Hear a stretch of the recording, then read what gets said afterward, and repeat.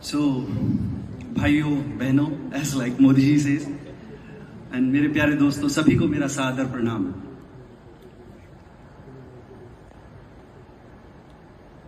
I am an aerospace engineer, but somehow I wanted to be an astronaut. मैं कभी चाहता था कि astronaut बनूं, but destiny ने कुछ और ही लिखा था, and then I landed up here in sustainability and energy.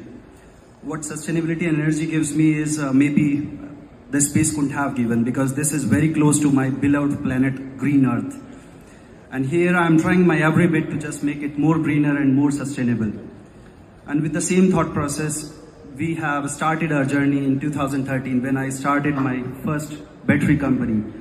And there we were making batteries for POS application. छोटे छोटे जो आप ETIM machine देखते हैं या फिर card swiping machine देखते हैं, we started from that. Those small batteries. We made power bank for Intex, a company which is no more as of now, unfortunately.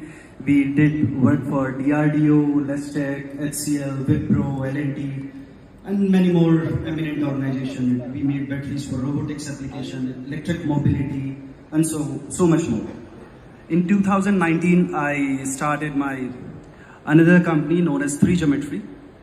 So that one was something for research and development. You know, we know like R&D जैसा India में कुछ ज़्यादा हम focus करते नहीं हैं.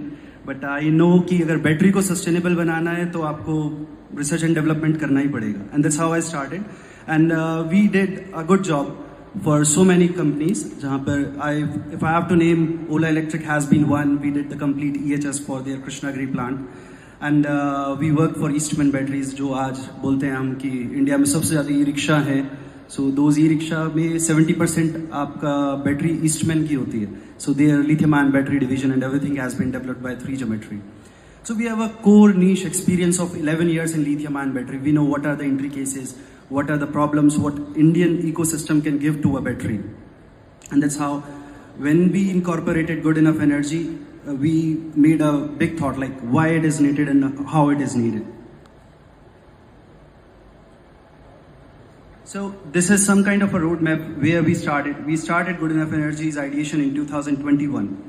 And then we started developing this BESS system for in 2022.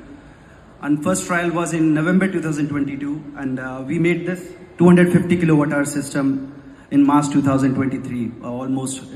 You can say we are the only homegrown company into the battery energy storage system who has done more than 50% of integration for the Indian commodity and indigenization. Then we bid for UPPCL project. We got L1 there. Again, the LCOS we are talking today, 3 rupees. Our bid was same alike, 3 rupees. It was in March 2023, a year back. So the name is after Professor GoodEnough, John V. GoodEnough, who invented lithium iron phosphate battery.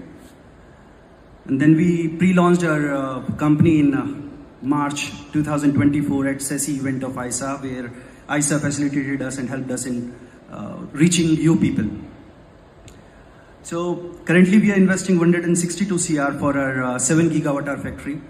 And you may feel like why it is 7 gigawatt hour and how we are doing it, because recently in morning all we're talking about कि यार requirement इतनी 30 gigawatt hour तक की है 2030 की, CERC and everyone has been talking about. But we feel it will gonna be much more than 30 gigawatt hour, what we are seeing.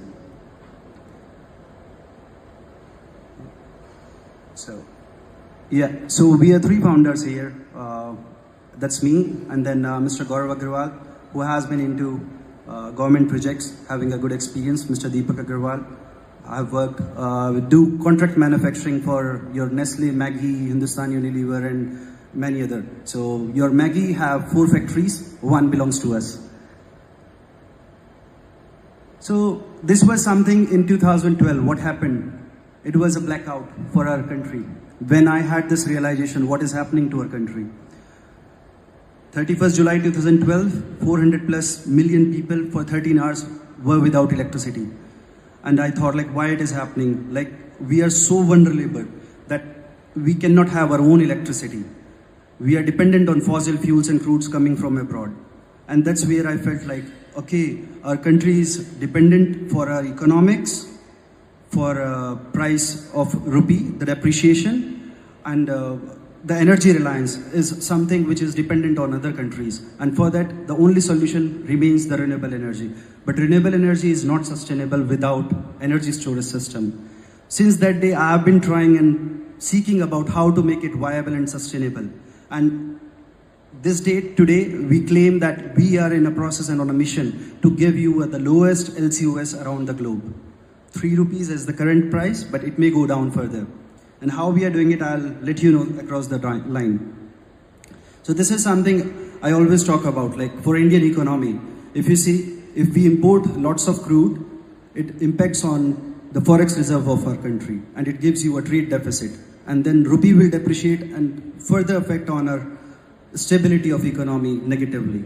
And contrary to that, if we use renewable energy with solar, you can have a BESS in support, and then you will reduce the dependency on imports, and you will have increased forex. And this increased forex is not anything. So see, we induce $100 billion of a transaction every year to just import fossil fuels. If we just shift 10% of uses from non-renewable to renewable, we will save every year $10 billion. $10 billion. So we feel like we as a company are an efficiency company. We are in the business of efficiency. We don't say we are in the business of BESS or battery energy storage system. Because what BESS do is make systems of energy more efficient, be it renewable or non-renewable. So with that same efficiency factor, we have been working in a large foray. So I will introduce our product, like what is our product is brand named as Storage. You will see this video and you will understand what are the technologies and intricacies we have introduced in our system.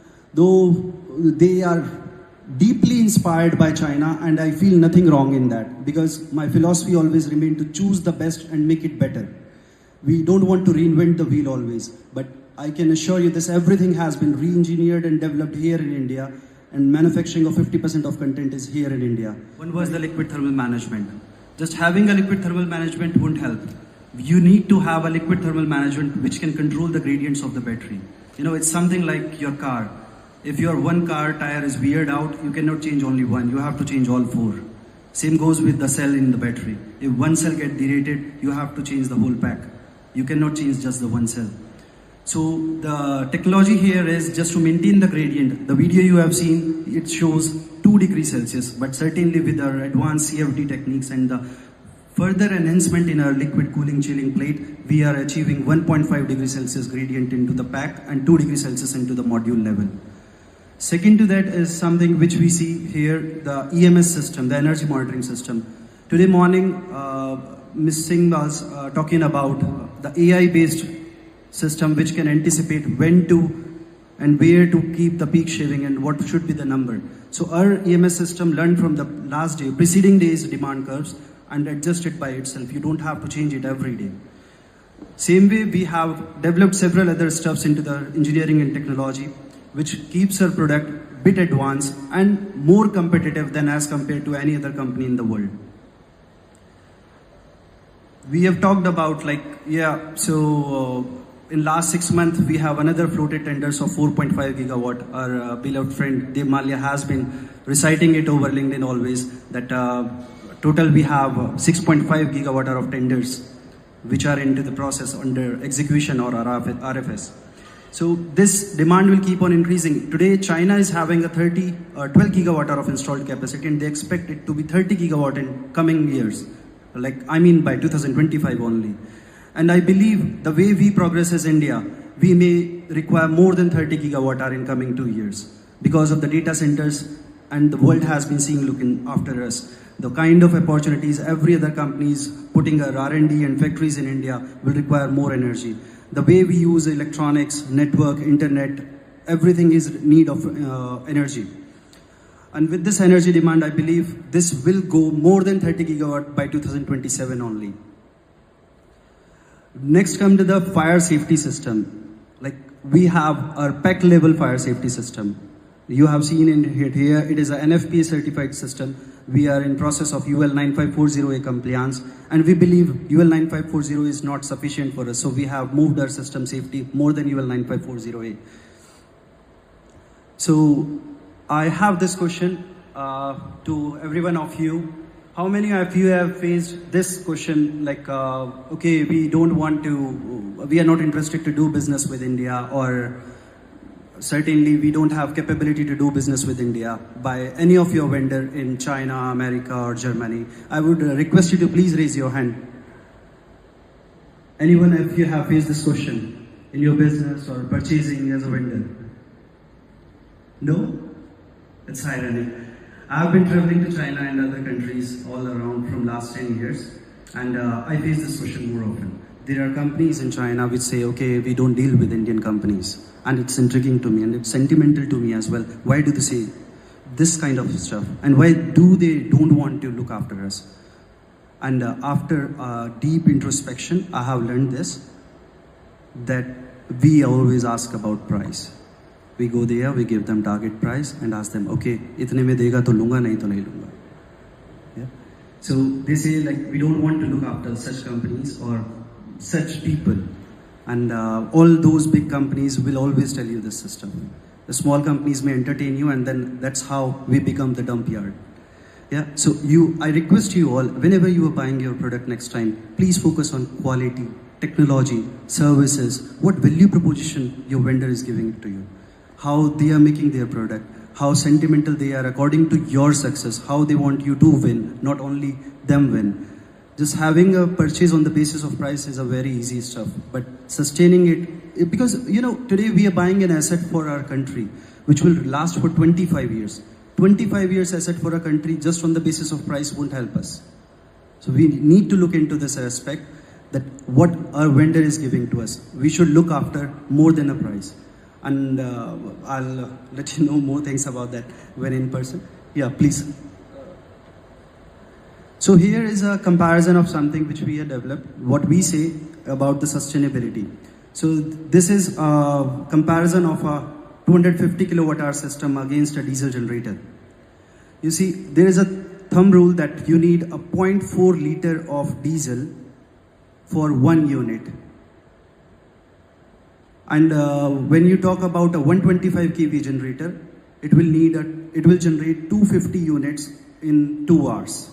So 0.4 into 250, and the cost of diesel is 87 rupees. And when you count over 365 days and 3 years, this will be somewhat like this number, 95 lakh rupees. So this is the fuel cost for 3 years of diesel generator of 125 kVA if you run it for 2 hours.